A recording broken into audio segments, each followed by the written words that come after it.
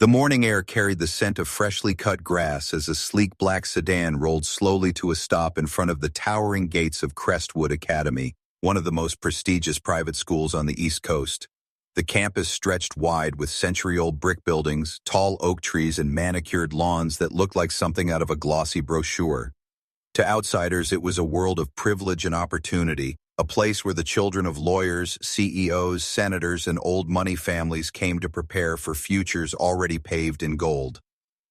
For Jada and Janelle Carter, however, it felt like stepping onto foreign soil. The twin sisters, both 15, stepped out of the car in identical navy blazers, striped ties, and pressed skirts, the Crestwood uniform. Their brown skin glowed in the morning sunlight, and their thick curls were tied neatly back into buns that matched their polished shoes. Though they looked alike, subtle differences gave each her own identity. Jada's posture was straighter, her gaze sharp and unwavering, while Janelle's eyes carried a softer, more cautious look, betraying her nerves even as she tried to hide them. Behind them, their father, Marcus Carter, climbed out of the driver's seat. His tall frame and steady presence radiated both pride and quiet worry. A former Army officer turned security consultant, Marcus was a man who believed in discipline, hard work, and resilience. But more than that, he believed in his daughters. He rested his hands gently on their shoulders and asked in a low, reassuring tone, "You two ready?" Jada glanced at her sister before answering. "We're ready, Dad." Janelle forced a smile, nodding along. But Marcus knew his younger twin well. He could see the flicker of doubt behind her expression. "Listen," Marcus said, lowering his voice so only they could hear. "Crestwood may have its rules, its history, and its traditions, but don't let anyone here make you feel like you don't belong. You belong wherever you choose to stand. You hear me?" "Yes, sir," the twins replied in unison. Marcus hugged them tightly. For a moment, his arms were the shield he had always been for them. Letting go wasn't easy, but he knew they were ready for the battles life might throw at them, even the ones he couldn't fight for them. As they walked through the gates hand in hand, the girls immediately felt the weight of countless eyes. The courtyard buzzed with students gathering before the first bell, their chatter filling the air. Yet, the moment the twins stepped onto the marble pathway, silence seemed to ripple through the crowd. Heads turned, conversations hushed, whispers spread like wildfire.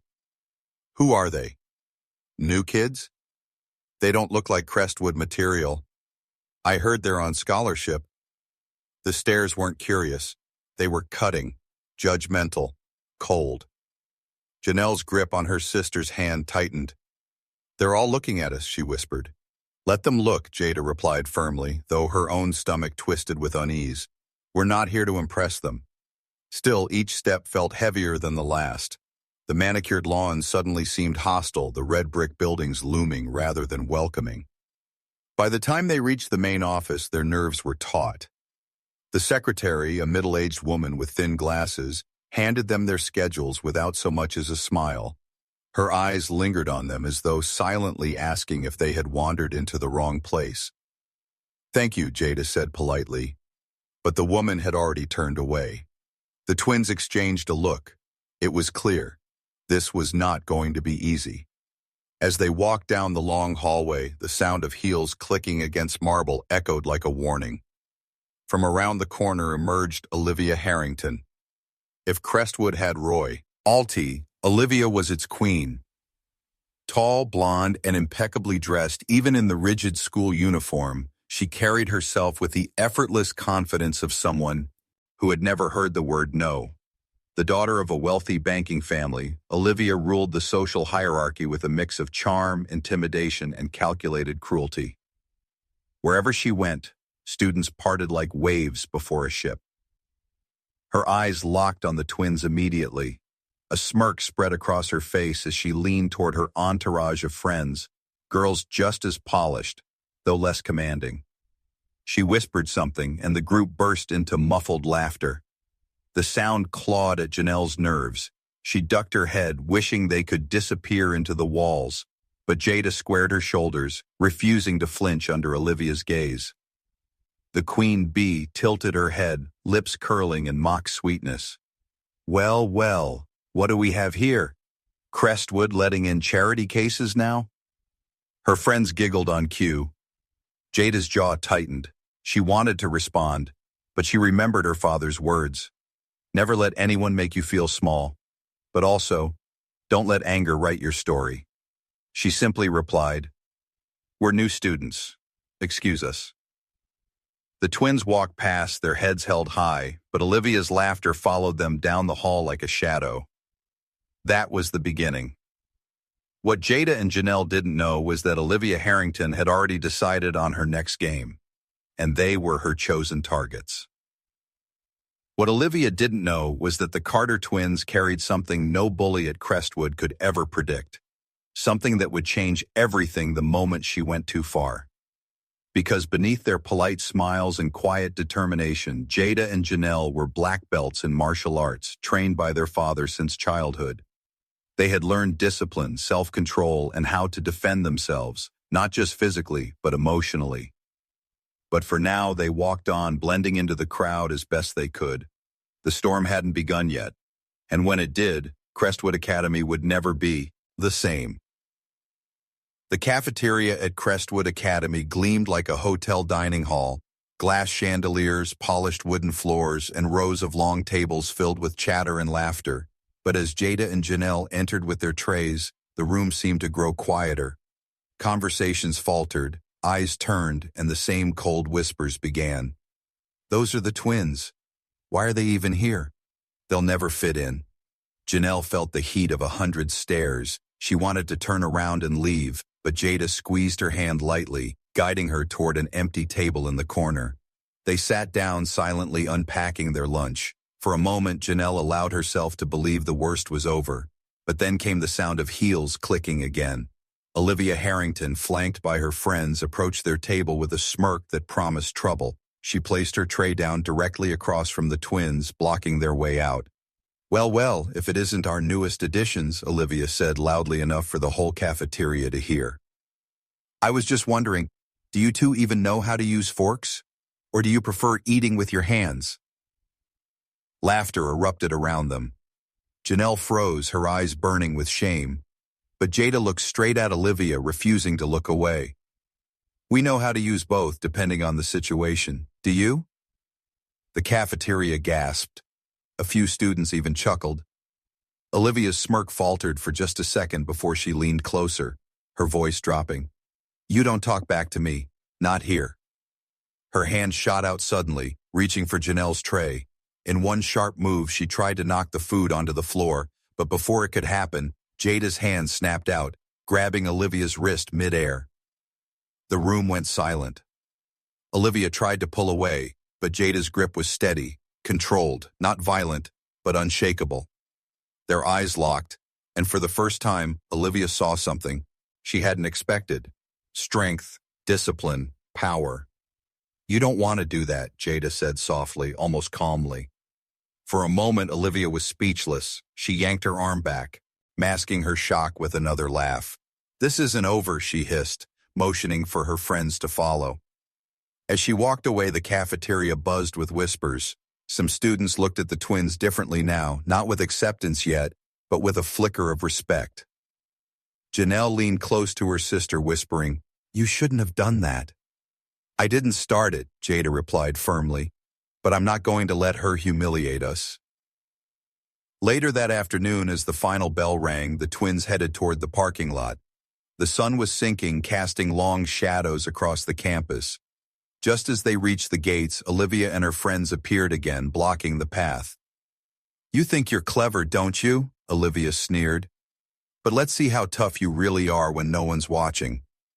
She stepped closer, her voice dripping with menace. "You don't belong here.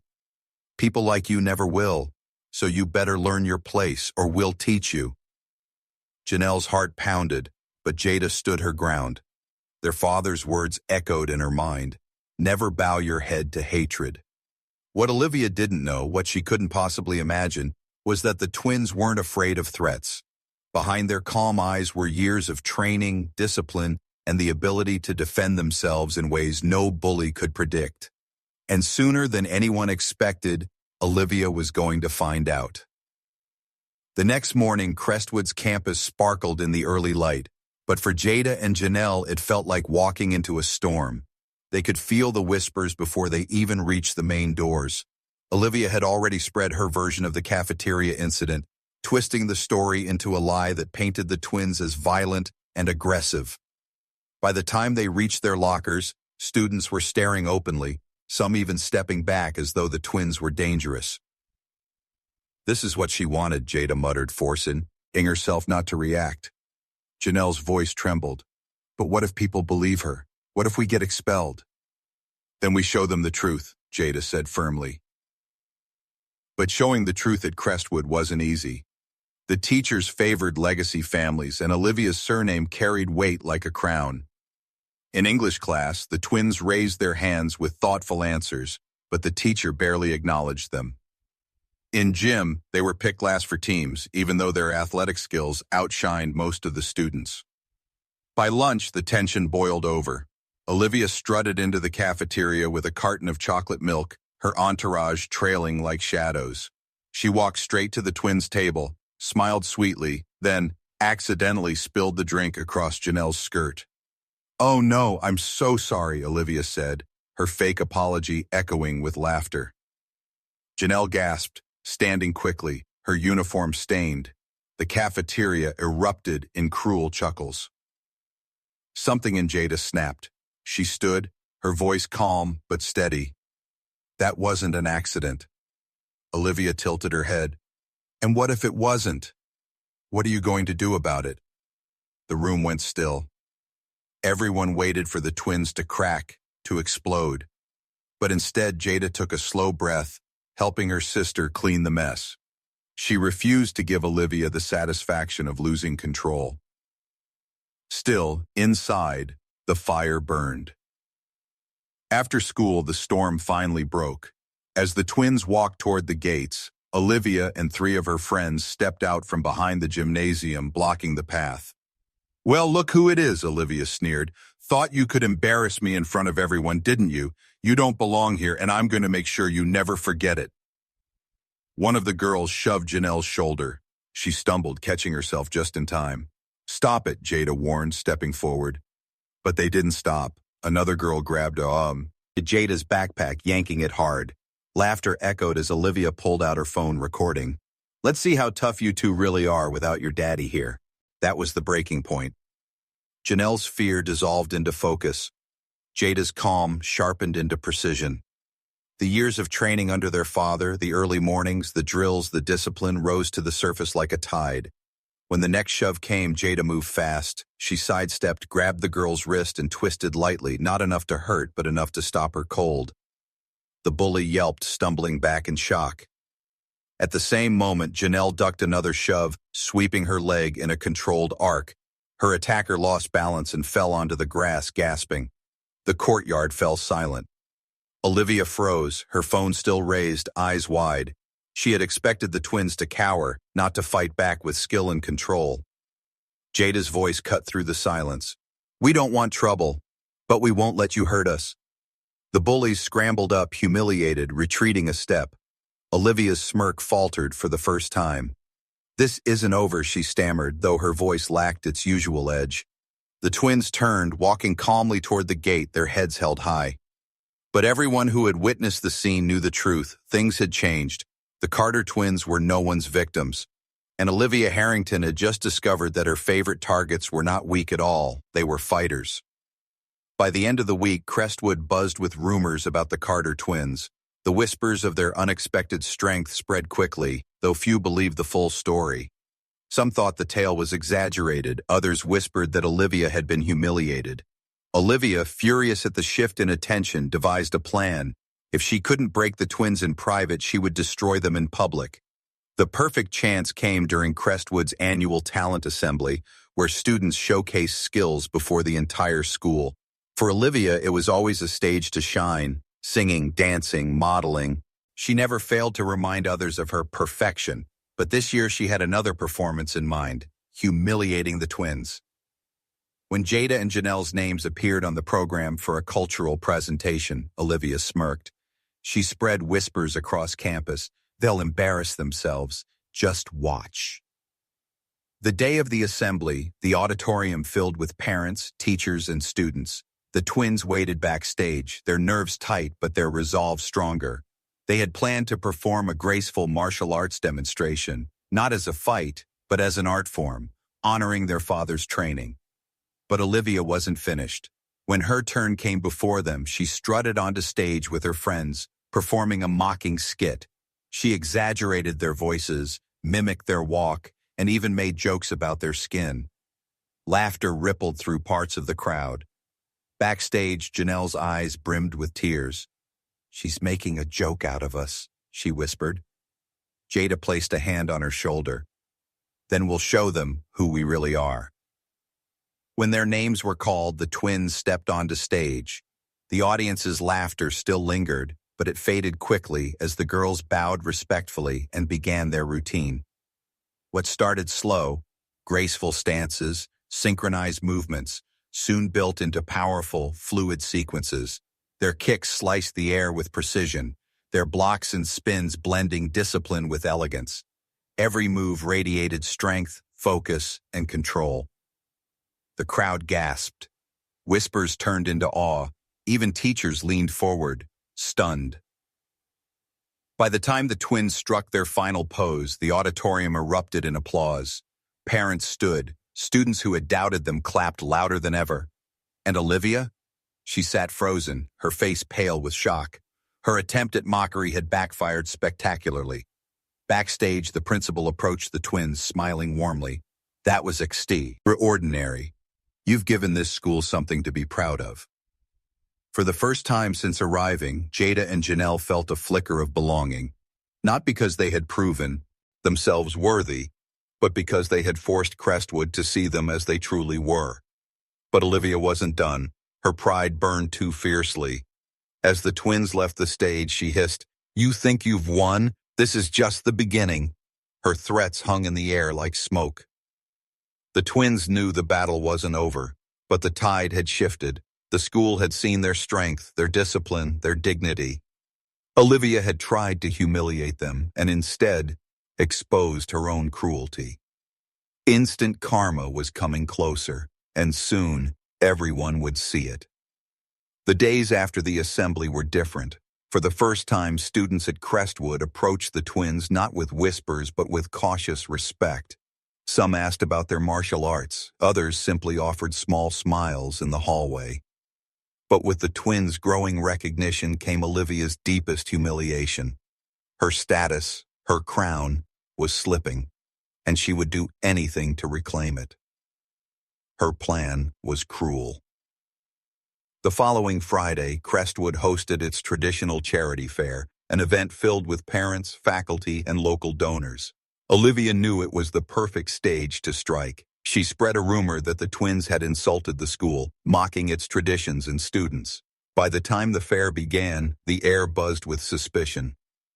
Jada and Janelle noticed the cold stares almost immediately.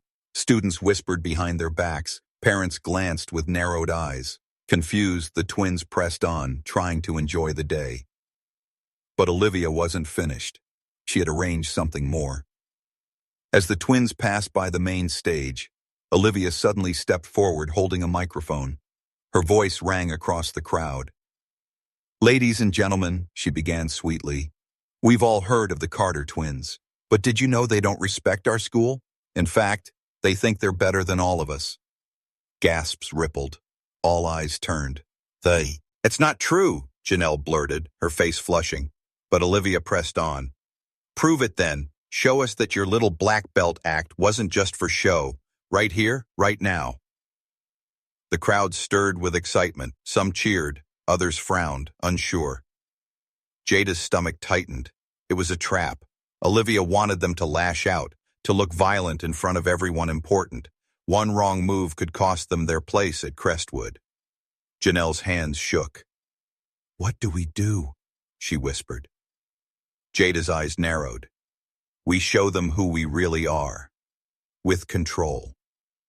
The twins stepped onto the stage, bowing respectfully. Then, instead of fighting anyone, they began a demonstration, calm, elegant, and precise. Their movements flowed like water, Stances, blocks, kicks, and spins all executed in perfect unison. The audience watched in silence, mesmerized. What Olivia had intended as humiliation was turning into admiration once again. Desperate, Olivia lunged forward, trying to shove Jada mid-performance. But Jada moved instinctively, sidestepping with grace. Olivia stumbled, tripping over the stage cords and crashing to the ground. Gasps turned into laughter. Phones lifted, recording every second. Olivia scrambled up, her face red, her perfect composure shattered. And in that moment, karma struck. She had set the trap, but it was she who fell into it. The principal rose from his seat, his voice firm. "That's enough. Olivia Harrington, your behavior is unacceptable. You owe these young women an apology." The crowd applauded, louder this time, not just for the twins' skill, but for their dignity. Olivia stood frozen, tears of rage filling her eyes. Meanwhile, Jada and Janelle bowed once more, calm and collected. They hadn't thrown a single punch. They didn't need to. Respect was no longer whispered, it was undeniable, and Olivia's reign of cruelty was collapsing for all to see. The video of Olivia's stumble spread through Crestwood like wildfire. By Monday morning, nearly every student had seen it on their phones. Olivia, the untouchable queen bee, tripping and flailing while the Carter twins stood calm and strong. For years, Olivia's word had been law. Her beauty, wealth, and family name had protected her from consequences. But now, the very crowd she once controlled laughed behind her back. The whispers that once trailed the twins now followed her. At first, Olivia tried to strike back. She strutted into the cafeteria with her usual smirk, tossing her hair as if nothing had changed. But when she passed a group of younger students, one muttered, "Careful, don't trip again." Laughter rippled, and Olivia's face burned. For the first time, she felt what she had inflicted on others: humiliation. Meanwhile, Jada and Janelle walked into school with quiet confidence. They didn't gloat, didn't mock, didn't even acknowledge Olivia's downfall. Their father had always taught them, real strength isn't in breaking others, it's in lifting yourself higher. The principal called a special assembly that week. Standing on stage, he addressed the entire student body. "Respect is not a privilege reserved for the wealthy or the powerful," he said, his voice carrying across the hall. "It is something every person deserves, and over these past weeks, 2 of our students have reminded us of that truth." He gestured to the twins. The applause that followed was thunderous, genuine, and filled with admiration. For once, Jada and Janelle didn't feel like outsiders. They belonged. Olivia, sitting in the front row, lowered her head. She wanted to disappear. After the assembly, the principal pulled her aside. "Olivia, your behavior has caused harm. You'll attend community service sessions and diversity training. It's time you learn the respect you've denied others." For Olivia, it was the first real consequence she had ever faced. That afternoon, in the quiet of the library, something unexpected happened. Olivia approached the twins. Her voice was shaky, her pride barely holding together. I'm sorry," she muttered, staring at the floor. "I shouldn't have treated you like that." Janelle blinked in surprise. Jada studied her carefully. It wasn't a perfect apology, it was laced with shame more than sincerity, but it was a beginning. "You don't have to like us," Jada said softly, "but you don't get to break us. Not anymore." For a moment, Olivia said nothing. Then she nodded once and walked away. Weeks passed. The cruelty faded. The whispers changed to greetings. The stares softened to smiles. The Carter twins no longer walked Crestwood's halls with fear. They walked with pride. And the greatest change wasn't just in the school. It was in themselves. They had faced hatred, humiliation, and traps designed to break them. But they hadn't only survived. They had risen higher. Their father's words echoed once more. True power is not in fists. It is in dignity, in refusing to bow your head when others try to make you small. In the end, Olivia lost what she valued most, her crown of fear, and the twins gained what they deserved: respect, belonging, and the certainty that no bully could ever define who they were. The lesson lingered in every heart at Crestwood. Cruelty may shine for a moment, but dignity endures forever.